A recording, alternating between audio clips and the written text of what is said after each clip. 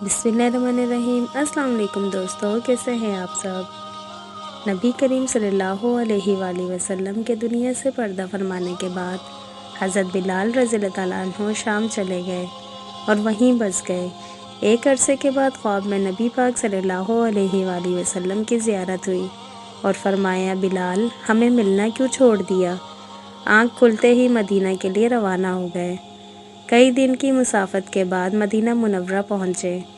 मस्जिद में हाज़िरी दी और रोज़े रसूल सल्लल्लाहु अलैहि वसल्लम पर पहुँचे, वहीं बेहोश होकर गिर पड़े। अहले मदीना ने कहा, एक बार वही अज़ान सुना दें, सरकार के ज़माने वाली।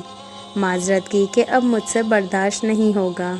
लोगों ने हसनैन करीमैन से कहलवाया, अब इनकार नामुमकिन था। अज़ान शुरू की तो अहले मदीना रो पड़े, दिल काबू में ना रहे। प्यारे आका सल्लल्लाहु अलैहि वसल्लम का ज़माना ताज़ा हो गया। औरतें बच्चे सब निकल आए। गम से निढाल बेकरार हिचकियाँ बन गईं। जब कहा अशहदु अन्ना मुहम्मदर रसूलुल्लाह, लोग चीखें मारकर रोने लगे। हज़रत बिलाल रज़ियल्लाहु ताला अन्हु की नज़र मिंबर रसूल सल्लल्लाहु अलैहि वसल्लम पर पड़ी।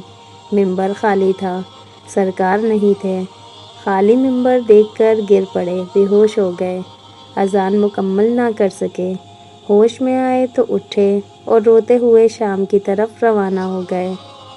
या अल्लाह, इन जैसी मोहब्बत भी हमारे दिलों में भर दे, आमीन।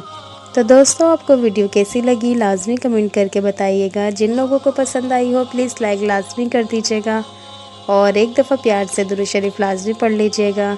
और जो मेरे चैनल पे न्यू हैं, जिन्होंने अभी तक मेरे चैनल को सब्सक्राइब नहीं किया, प्लीज़ सब्सक्राइब किए बिना ना जाइएगा। इंशाल्लाह फिर मिलते हैं नेक्स्ट वीडियो में। तब तक के लिए अल्लाह हाफिज़।